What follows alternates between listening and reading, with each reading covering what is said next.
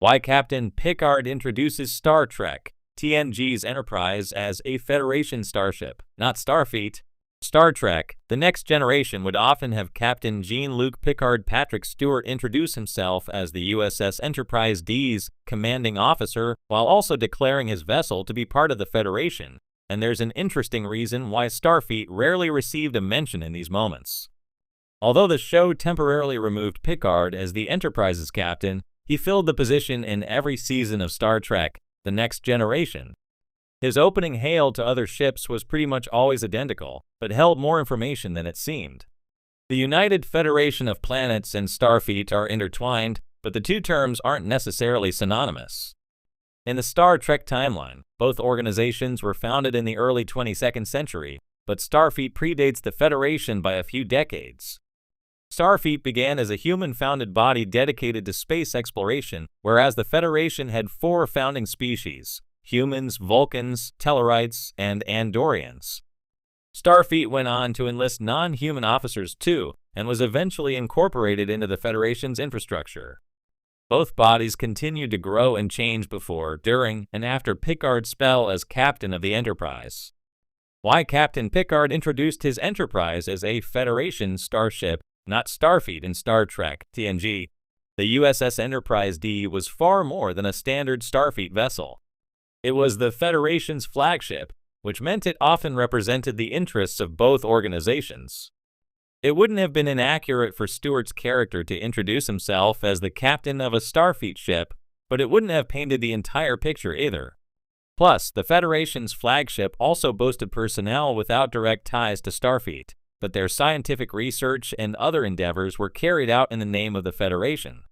It was a collaborative crew, so it would have been disingenuous for Picard to introduce his ship as strictly Starfleet.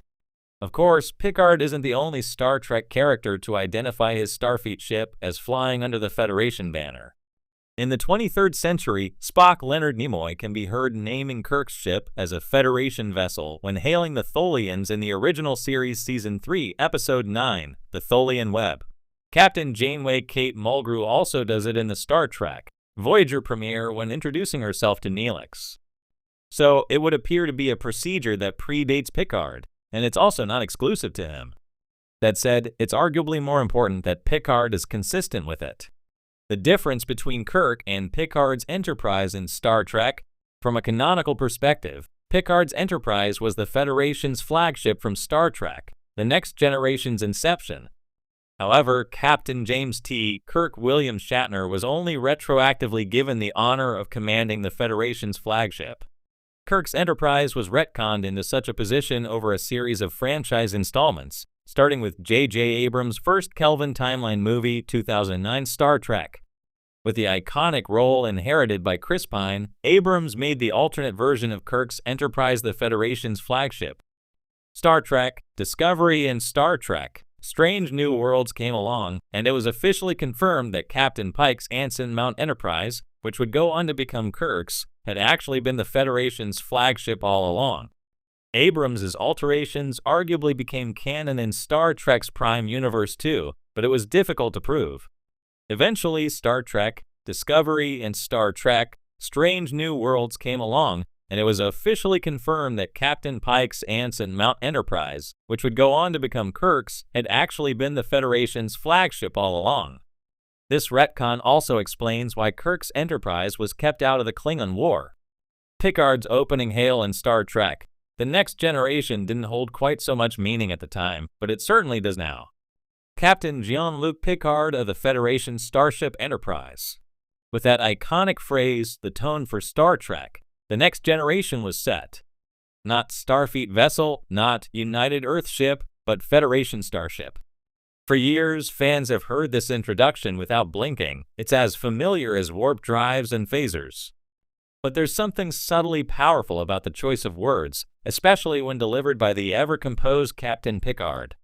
Why does he lead with Federation, and not Starfleet, the military and exploratory arm of the same organization? Let's dive into the diplomatic soul of Jean-Luc Picard, the political complexities of the galaxy, and the symbolic mission of the Enterprise D to understand why those words matter. The Federation over Starfleet, politics in the stars. First and foremost, Picard's choice to present the Enterprise D as a Federation starship speaks to a deep political awareness.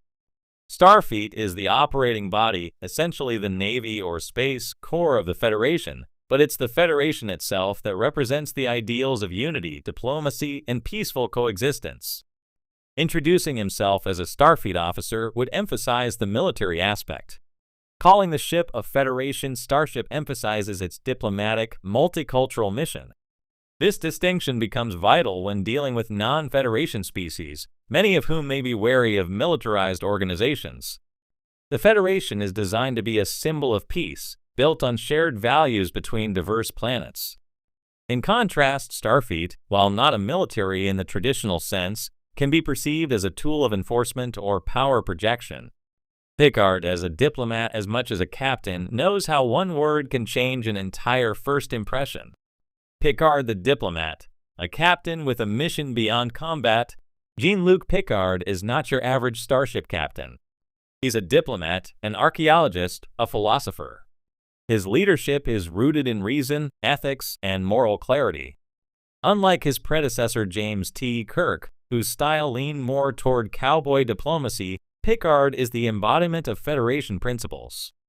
By introducing the Enterprise as a Federation starship, Picard sends a message. We are here not to conquer, intimidate, or patrol, but to talk, to understand, to learn. It aligns perfectly with Picard's style. Consider how often he begins first contact with measured speech, patient engagement, and a readiness to listen. His words are always chosen carefully, and Federation is no accident. Symbol of unity, the Enterprise as a microcosm, the Enterprise D is more than a ship. It's a floating embassy, a city in space, and a microcosm of the United Federation of Planets. Humans serve alongside Klingons, betazoids, androids, and even the occasional Ferengi diplomat. Families live on board. Scientists, artists, and teachers walk the same halls as engineers and security officers. This is not a warship.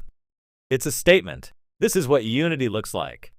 Calling it a Federation starship is a reminder of that vision. The ship itself becomes an emblem of the values it upholds. When Picard utters the words, it's as if he's saying, "This is the best of us." History and language, a tradition carried forward. Picard's phrasing also continues a linguistic tradition that began with the original series. Captain Kirk, too, would say, "Federation Starship Enterprise," though the phrasing was less consistent. In TNG, however, the language becomes more deliberate. It reflects a more evolved, more diplomatic era of Star Trek's utopian future. In a galaxy full of rival empires, the Romulans, the Cardassians, the Borg, introducing yourself as a Federation representative carries more gravitas. It suggests a legitimacy and authority born not from power, but from principle. Picard's introduction becomes a shield and a flag, protecting his crew with clarity while planting the ideals of the Federation wherever the Enterprise travels. The Federation first, always. In the end, Picard's phrase is more than protocol, it's philosophy. It's not just about where the orders come from, or who funds the warp core. It's about what the ship stands for. When he says, "Federation,"